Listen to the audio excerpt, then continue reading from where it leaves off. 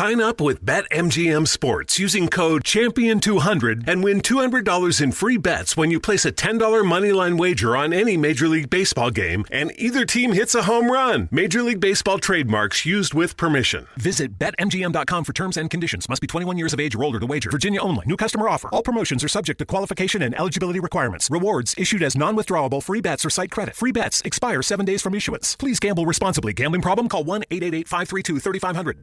At Sandy Spring Bank, we care about people, not transactions. So we concentrate on creating personalized solutions to start or grow a business that provides for your family, to purchase a home that will house the memories you make there, to save so you can enjoy today and then pass on your legacy to future generations. We believe real banking is a conversation. Let's talk. Visit sandyspringbank.com/real. Mortgage, home equity, and other credit products offered by Sandy Spring Bank. Hi there, I am Adam Kirvas. This is our first episode in our podcast, in my podcast about political science, about politics, what we know about politics, and so on. Of course, politics, and this is what we are told very young on, is as well as how you present yourself, and not only about politics, it is as well as in your life. How do you present yourself to the people, how you dress yourself, what impressions you wanna give people who see you, who surround yourself with, especially in our age, with social media. We always wanna present a very favorable image of ourselves, and this is what social media is partially for. We have an ideal self of our selves we promote on social media. We want everyone to see us through this face and so on, and as well as we evaluate other people through this ideal image, through how we would want people to be, especially people whom we trust with our lives, trust with our future, with our children, and so on. So politics, but as well as real life, is always about selling yourself, is always about how you present yourself, and so. So in German, there is a very good expression for this, and this means, and this saying goes, Kleider machen Leute, which means, in bare translation, clothes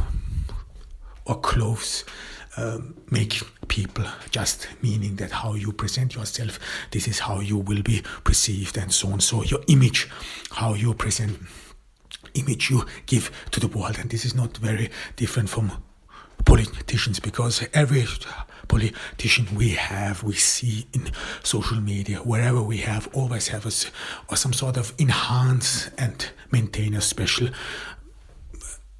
image of themselves, which we approve, which we like, which we associate with, which we recognize with. This has partially to do with our social background, whether we are from modest means as well as we're well off, and so on. So values, our value system, what we believe in, and so on.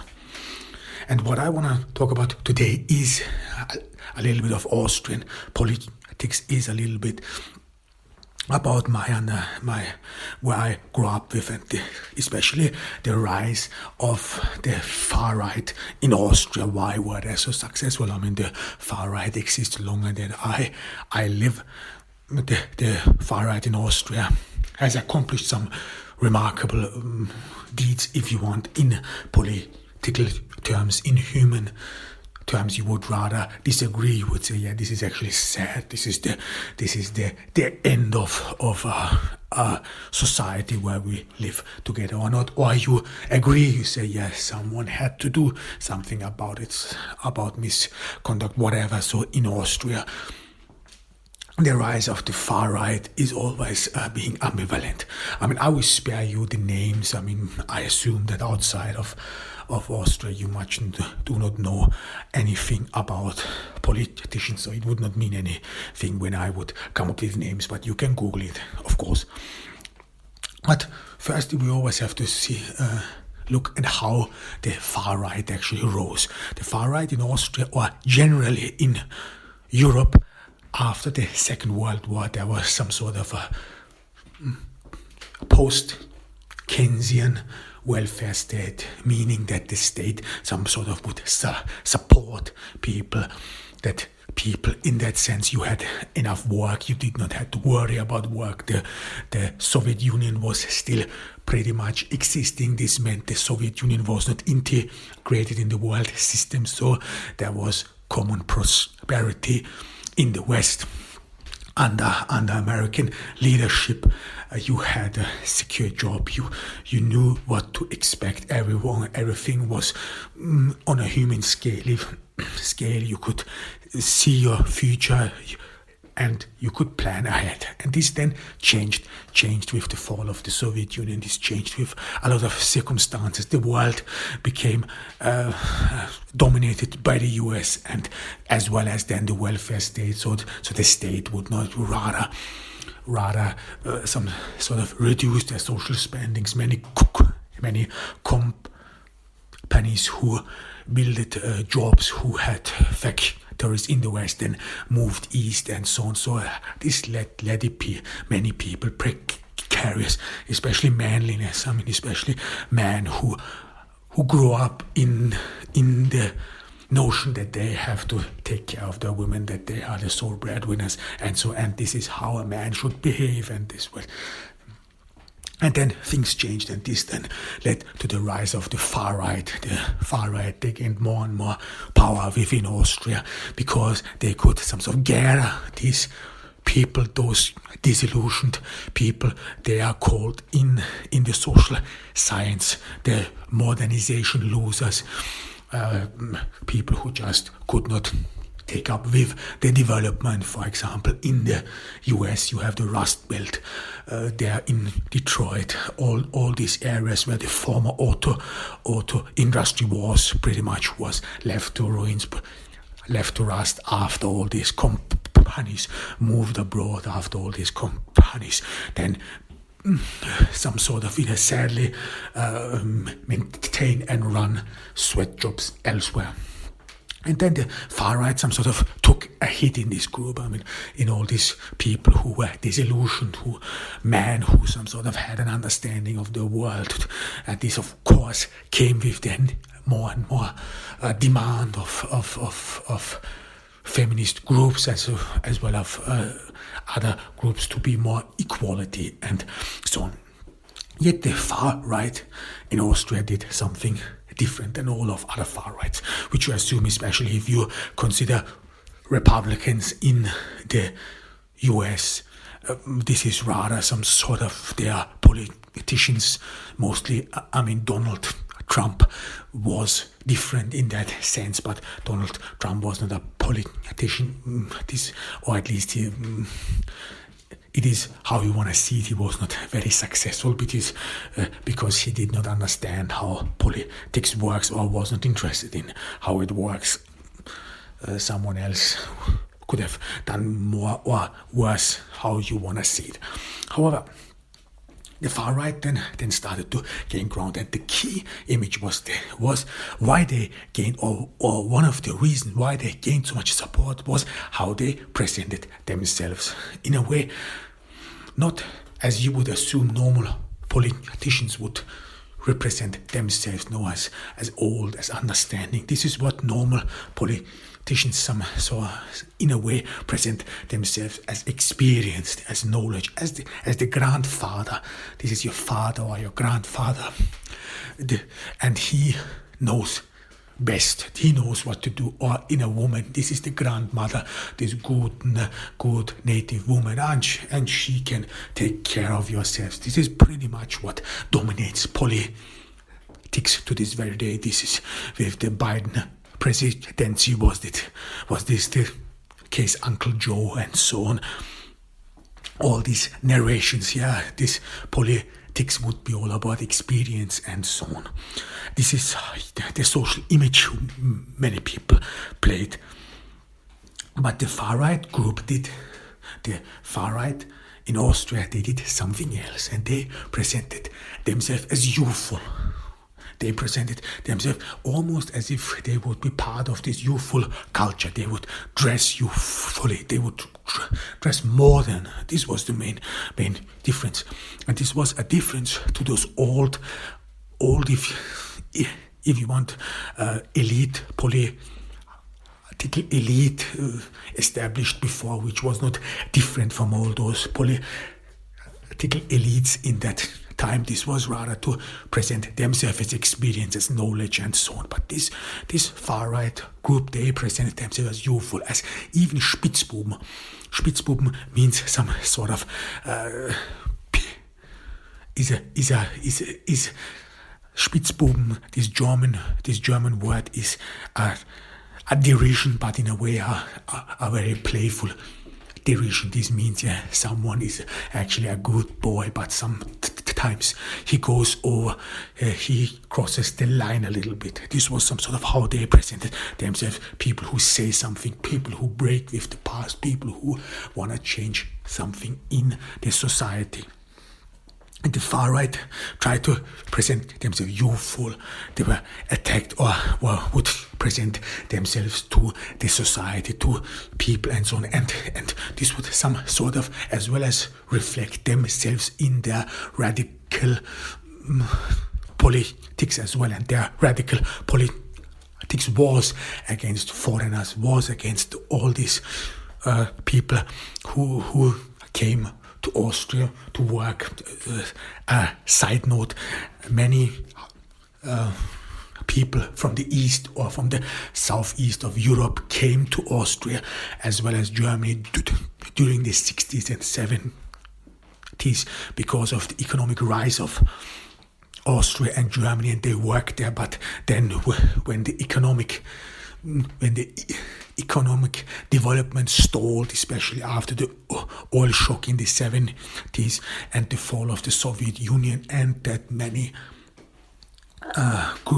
big companies moved abroad to produce with cheap labor, then these foreigners, if you want, they were some sort of misplaced. They were not welcomed anymore, and everyone assumed that they would leave. I mean, this is what you have in Germany, this is what you have in Austria, but as well as in France, and everyone assumed, after they worked and earned a living, they would leave, and yet they did not. And this again plays into the role of the far right, that they wanted to send them back because there was not enough workplaces. There wasn't enough possibilities to Austrian men, in a way, find a living, find a work, and so on. And they spoke to these Austrian men, and now we will analyze why did it work. I mean, their appearance. We will rather focus on their appearance, not per se what they said, because what they said is pretty much what you find to this very day in many far-right groups as well. But we will rather focus on how they presented themselves, how political image if you want to work, can work in sometimes and is even successful in that matter. I mean, if you present yourself in the opposite of an established elite, this may seem not very smart. You some sort of swim against the tide, and everyone would assume that this would some sort of break you and so on. But why does this work? I mean, this is what you see or saw in the US with the Trump presidency as well. Politics, in a way, always is a black box in that sense that for a layman it may be very difficult to understand political processes. Understand in that sense, why does it take so long? I mean, we always assume that in life there's always one boss, one CEO, whatever, and this CEO comes in and tells every employee what to do. You do this, and then we have done it. Okay, that's fine. Then we accomplish something. And this is how we approach life. I mean, this is what we see in our daily life, in work, in school, whatever. You have been told to do something, then you do it. There is no discussion whatsoever. Then for many people, it may be not very understandable. Why do we have to debate about stuff? Isn't it quite obvious? This makes it very difficult to grasp and follow, or that politics is rather not about issues, or that you want to represent yourself. Is not about to accomplish something, or not only to accomplish something, but as well as to represent yourself. This is what you see in recent time. Politics is all about identity. Everything you do, every law you want to introduce, you advocate for, you want to pass Congress, whatever, always comes with an identity. How you present yourself, what it means to be a member of this party, what it means to be this and that. And these images, they play a significant role in that sense, how we perceive politics, how we see it. And all this old guard, if you want, all this old political elite, they seemed also different. They were using already some sort of inside political languages. They knew each other. They seemed far detached from society. This is what we saw with the Trump presidency as well, or the election of Donald Trump. Before that, Hillary Clinton was considered as part of the establishment. She was being derided for being just another tool of Washington and Donald Trump. No matter you liked him or not, some sort of tried to present himself, and he did in that sense present himself as something different, as something as someone who were not part of this establishment. And this had an appeal, and this had an appeal before that in the far right group as well. I mean, these new young folks, at least they presented themselves, these new young people dressed young, and they want to break up with all this past, with all these rusted elements of politics. And in addition, and this is a very you have to understand it through the generations, that with the fall of the Soviet Union, some sort of everyone thought that a new era would come. Even Vladimir Putin back then in the 1990s said that this is some sort of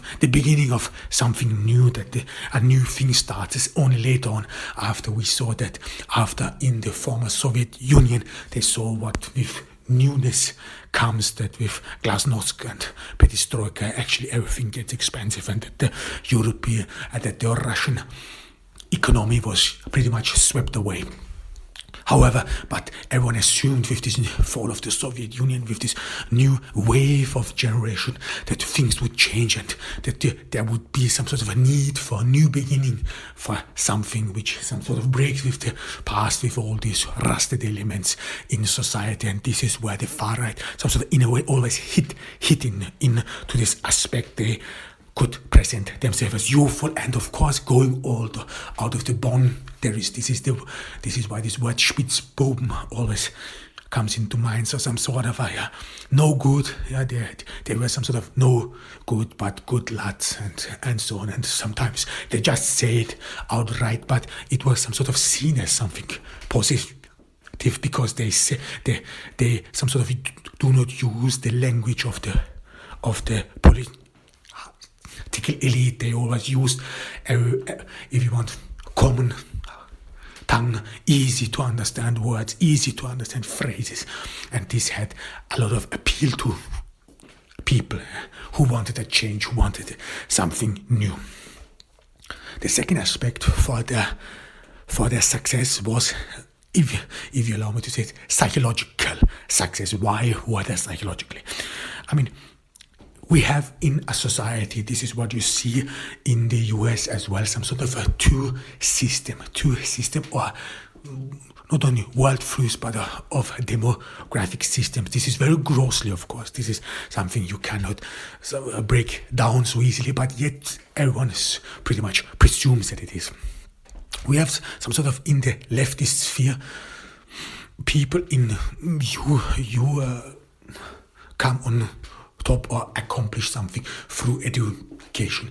This is the assumption of the left, that you have to go to school for years and years, and after you get all your degrees, you accomplish something. This is actually generally the old way of doing things. This is how we make things expectable. This is how we invest our future in.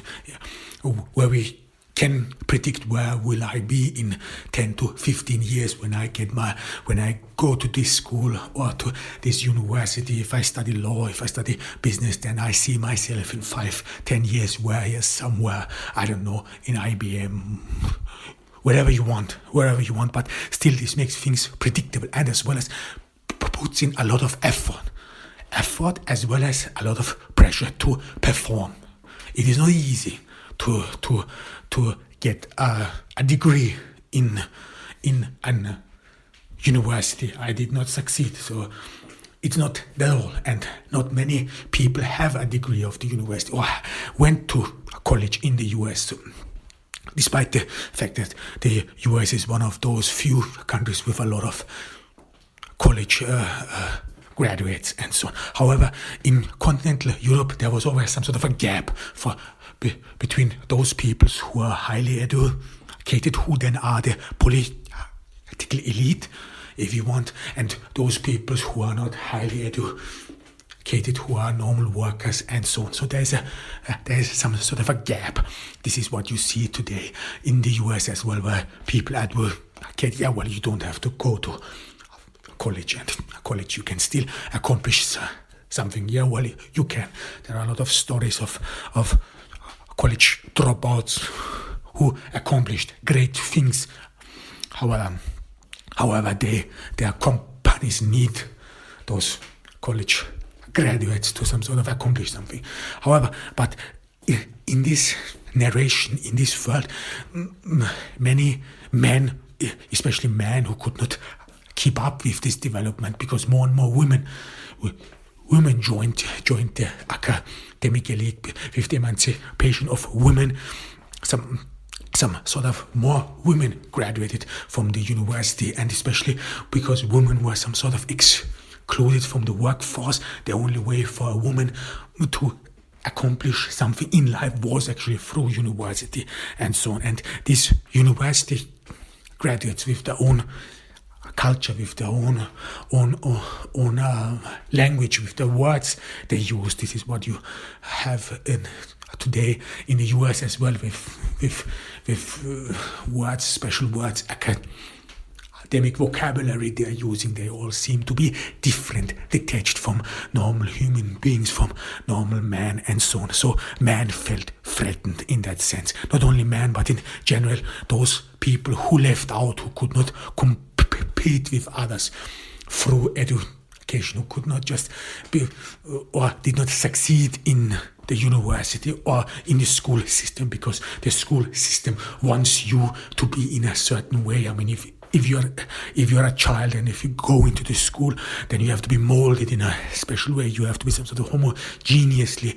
You have to be part of a homogeneous mass where you sit every hour on your ass and some sort of reiterate what the person in front of you tells you. And some did not succeed, and this school system is actually, and this is being agreed on by many social and psychological scientists, only prefers a special kind of people. Some did not succeed, and those people some sort of have a alienation, and sometimes even experience an alienation to this education system. They do not believe that whatever you can accomplish has to go through education, rather for hard work. I mean, this is the next thing which changed in a society with the modernization, with this the focus on the service sector. Those physical labor some sort of fall in the background. This is where men still identify themselves physical labor has been associated with strong men, with men who accomplish something, with men who know how to do things. And now this change of world, this new system started with the IT technology, so you don't understand. You sit in front of a computer or a laptop, and then you code, write things, and this does not seem manly. This does not seem really something which you could be doing. And then, in order to accomplish something, you have to go to school and so on in these universities. And some people, they just did not succeed. They just did not accomplish this task. Understandable. However, and this then led to some sort of a counter movement, so in a way a fixation to their body. So you have this very academic room or in the academic sphere, the center of focus, or where people concentrate is the mind, your capabilities and so on. And whereas in other parts of the society, especially in parts where there's some sort of outside this academic world, academic spheres, this group, people rather focus on their body, on their physics, because this is where they can compete with, this is where they can accomplish something or be equal. This is some sort of a social understanding, if you want, if you some sort of this is some sort of psychological, if you want, if you some sort of feel yourself not, or if you can't accomplish something in your workforce, if you're unable to move ahead, or whatever it is, or if you some sort of struggle to keep up, then you some sort of get yourself a new hobby, a new space where you can compete with, where you can see yourself compatible and so on. And this is then physical exercise. This is how you look at yourself, how you with your body culture, or those body understandings and what you want to do with yourself. Or this is where you some sort of, if you are not part of this intellectual academic elite, this is where you think that you can compete with themselves, because everyone always assumes that those men and women in academics, that they would only be talking, they would only be doing nothing all day long, sitting around and watching at the ceiling. This is some sort of a common prejudice what we have against people whom we assume are part of the intellectual elite, and as well as part of the political elite. Yeah, these are people who talk all day long. They don't know nothing. They don't know how to nothing. Or a common recurring theme in Austria is that these people, those so-called intellectuals, they are even too dumb to put a nail on the wall and hang up a picture and so on. So this is a very common thing. And so you some sort of, yeah, they might say to yourself, you some sort of say to yourself, yeah, they might be smart, but we are strong, we are manly. And this is again hits into the same spot in this lost era of physical exercises where with technological development, fewer and fewer jobs were created, where people still have to physically exercise. Now, today it is all about IT and your mind, or the service sector. You don't perform physical activities anymore in that sense as it was done previously. So there has to be a shift, and there was a shift in one society, from one part of the society, towards an intellectual based workforce, if you want, and then the second part which felt left behind, and they could not compete with those intellectuals because they, for what reason whatsoever, were left behind, were left out. Then they started to create some sort of a fetish about their physical appearance, how they want to present themselves. And this again then started with exercise, with being youthful, being vital, and with this being youthful and vital as well as means that you some sort of can compete with these others, can some sort of overcome others, and as well in a sexual sense as well. This academic probably cannot even satisfy his wife and so on.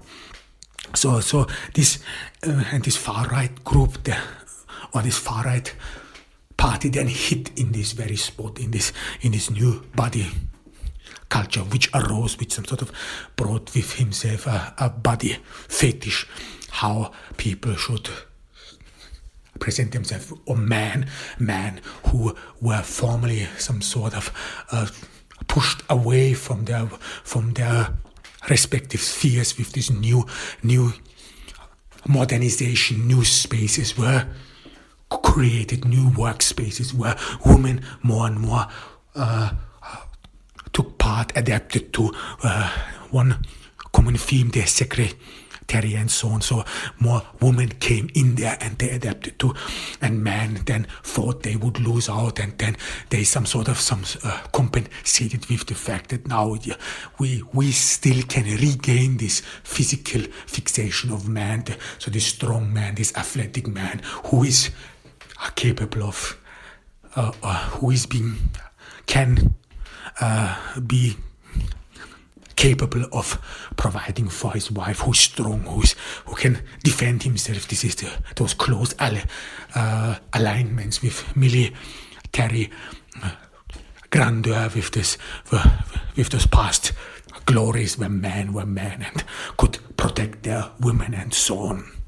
And this hit the very spot of the far right, or in this spot the far right group then hit, and this was where they gained so much support among men, among a lot of people who lost through this modernization, who could not keep up with this modernization, and of course who were threatened about female emancipation, about these women for whom though it seemed from their perspective all these new workspaces were created with this IT and so on. So despite the fact we know that to this very day there is a huge gap, not only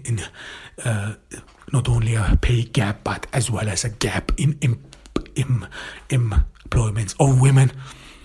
So they struggle, they can't, or that women still are not paid equally. This is a fact, so this would be nonsense to deny this. However, and men felt threatened by this. I mean, this was still his old role. There was still his old role of man, understanding of man, that they had to be the provider, and with technological development, like many times before, women were given new spaces, and of course this is still a recurring theme among men, as being strong, or that the main gender difference between man and woman would be that men are strong, that men are more capable to do physical things than women. And now with the rise of IT, this some sort of fall through, man, you don't need to be smart anymore to be the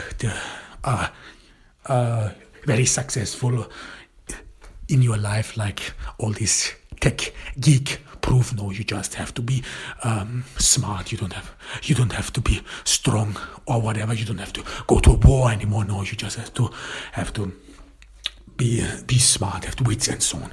And then this led to a new rise in counter culture among men who lost out, among Austrian men in Austria who could not keep up, who were in one hand against foreigners as well as against this new elite who seemed to be detached. So many psychological factors played a crucial role there, and which then led to the rise, to the continual rise of the far right group, of the far right party, which then ended when they joined the government in the early 2000s,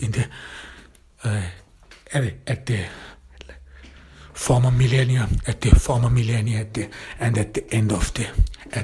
beginning of the 2000s. They joined, and then things changed in that sense, because then this movement, this new movement of man, or this new movement, some sort of a counter culture, which was always emphasized. I mean, in the far right, they always emphasized, yeah, we are the third way in that sense. So we are not left, we are not right, or we are not social democrats, we are not conservatives. No, we are the third wave, we are the third area, or in German, das dritte Lager. So in a way, the third wave, the new wave, and we are not part of the establishment. This is how they tried to perceive themselves, and then it all ended in that sense that they became part of the establishment, they became part of the government, and this movement, and it was some sort of a counter movement, a movement about more people who lost in modernization, then some sort of stalled in that sense that they lost out after the next election. They could not accomplish anything anymore. Now there's always up and down. Sometimes they accomplish something, sometimes not. This always depends on international politics, especially with migration. I mean, this is the big topic of the far right whatsoever. However, what we see for our political understanding was that political images, or how you present yourselves, does indeed matter. It matters in that sense, how people can identify yourselves with you, and in social changes. And there was a big social change with the rise of the personal computer, and then with the internet, and then with the smartphone, the huge changes. I mean, the last such a significant change was only last seen in the Industrial Revolution. So this was a big and huge change in the society, and of course the fast pace this happened. I mean, to this very day you can see this, or only if you have to look back, I mean, how fast everything became. It all started with a personal computer, and then it all with the internet, and today your computer is in your hand, and here in my hand, this very hand, I mean, a smartphone with which I am recording this podcast and bringing it to you. This is how fast things can turn. And of course, people cannot some sort of take up with it, and it is not only about politics. It's not only about to feel pity for other people. This is not about that you some sort of say, yeah, we will stop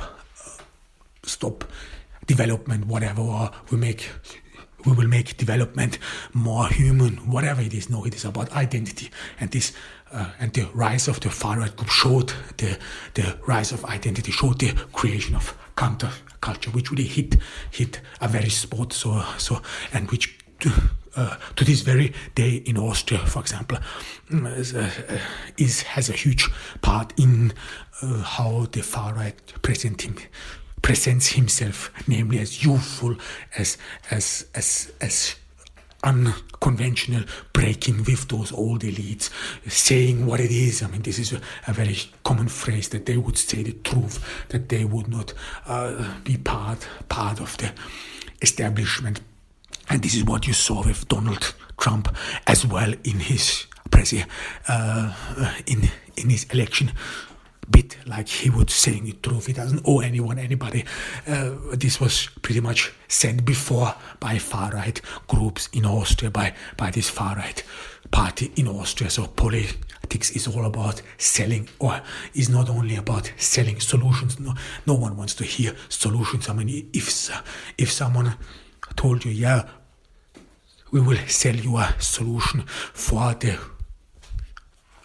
access of fishing areas in a certain area. Well, if you're not a fisher, if you're not a seaman, you will pretty much not care what these new laws might mean or might not mean, but well, however, but if you can sell them an identity like this is our place, this is where we defend England on these borders, on these shores, they are right there. This is our border. This is where our ancestors died, where their blood are swept on these shores. There we defend England. There we fight for this England, so that every fish out there, every fish who swims at these waters is English, even if he understands what it means to be English or not. But England shall not die. England shall not conceive. I mean, this is way more different than we have to protect our fishes. So, because it comes with an identity, it comes with an identity which is history, which associates everyone with, which defends with war, which it comes with everything, and this grabs you. This grabs every individual, and it speaks to it, and it gives you a place in society, an understanding of yourself. You're England. Who is England? Who is England? Who made England? On these shores where blood spilled, and where brave man defended the crown of England.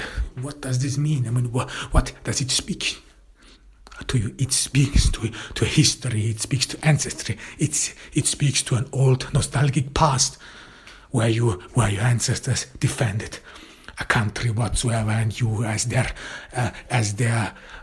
descendant have to do likewise. This is about nationalism. This is and so on and so on. And there you see, politics is all about how to present yourself. And this would even, if you only see what happens with Brexit, I mean, this is again a big issue in Brexit, and people in Great Britain, they are probably already fatigued. I mean, I don't know, despite the fact it never really was part of me. I mean, I was annoyed by it, reading over and over time. However, now with this identity between the UK and Europe, the Brits never really considered themselves as Europeans, or at least continental Europeans. They always distanced themselves, and now this always hits in the identity as well. I mean, this between them and us, and this is how politics works. So a good politician